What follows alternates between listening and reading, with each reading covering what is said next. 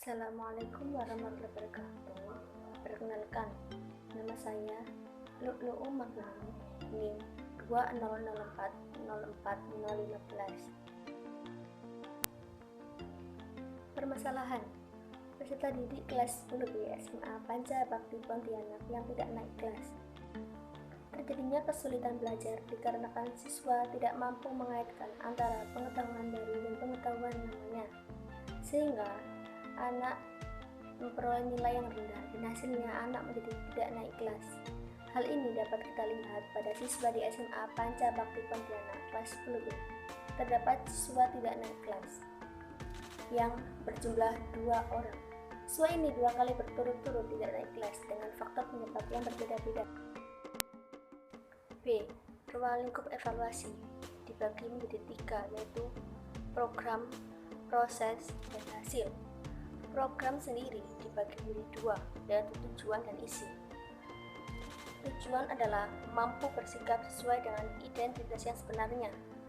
Pengolahan dan analisis data yang digunakan dalam penelitian jurnal ini sesuai dengan yang disampaikan oleh Himawati tahun 2010, meliputi beberapa tahapan yang merujuk dari langkah-langkah bimbingan dan konseling, yaitu identifikasi masalah, diagnosis, prognosis, pemberian bantuan, evaluasi, dan tindak lanjut. Isi. Bentuk penelitian yang digunakan adalah penelitian studi kasus. Metode yang digunakan pada penelitian ini adalah metode deskriptif. Kasus tidak naik kelas punya 2 orang dengan karakteristik yang berbeda-beda.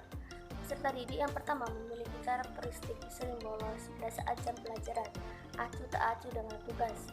Dan peserta didik yang kedua sering tidur pada saat jam pelajaran, jarang mengerjakan tugas yang diberikan oleh guru. Hal tersebut berdasarkan hasil observasi wawancara dengan wali kelas dan guru-guru mata pelajaran. Yang kedua, proses. Evaluasi proses meliputi koleksi data penilaian yang telah ditentukan dan diterapkan dalam praktik pelaksanaan program. Evaluasi proses diarahkan pada seberapa jauh kegiatan yang dilaksanakan dalam program sudah terlaksana sesuai dengan rencana.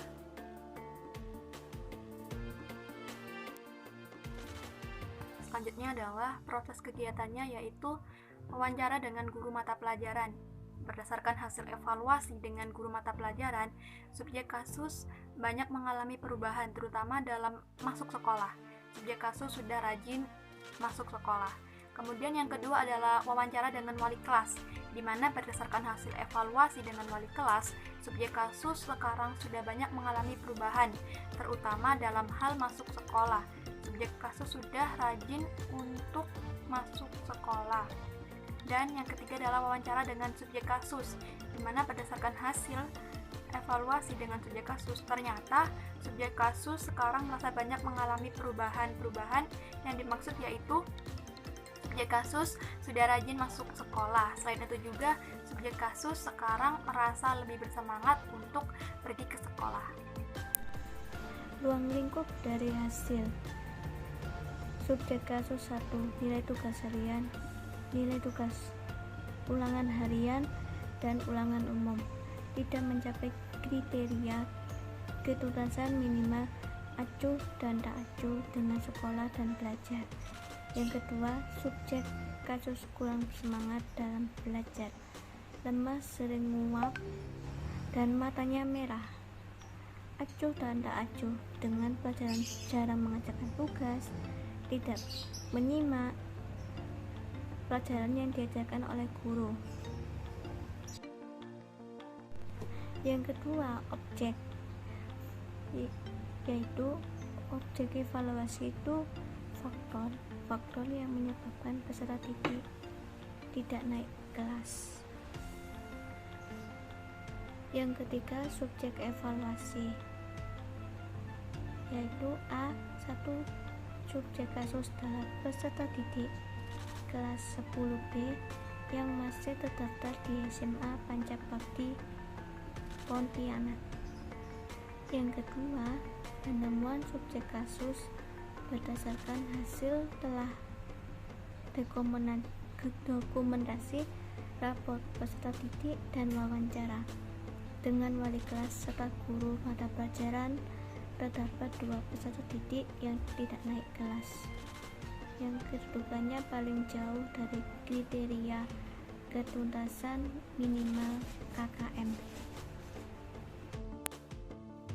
Selanjutnya adalah teknik evaluasi. Untuk memperoleh data yang lengkap, maka diperlukan teknik pengumpul data yang tepat dalam pengumpulan informasi mengenai kasus peserta didik yang tidak naik kelas. Teknik pengumpulan data yang digunakan yaitu wawancara, observasi, dokumentasi, dan kunjungan rumah.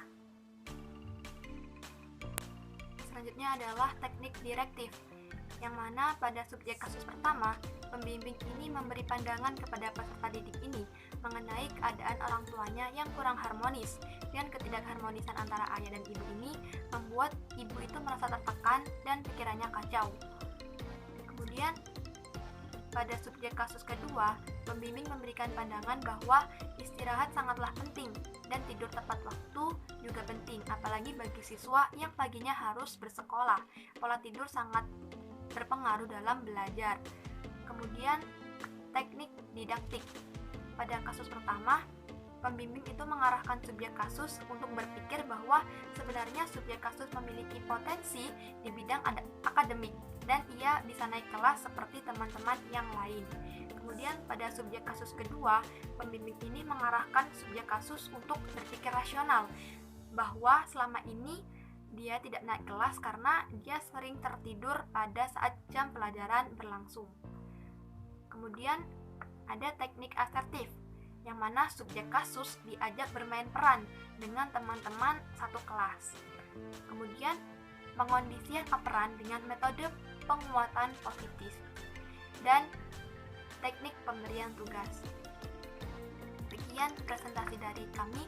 Apabila kami ada kesalahan kata, kami mohon maaf. Kami akhiri, wabillahi taufiq wal hidayah. Wassalamualaikum warahmatullahi wabarakatuh. Terima kasih.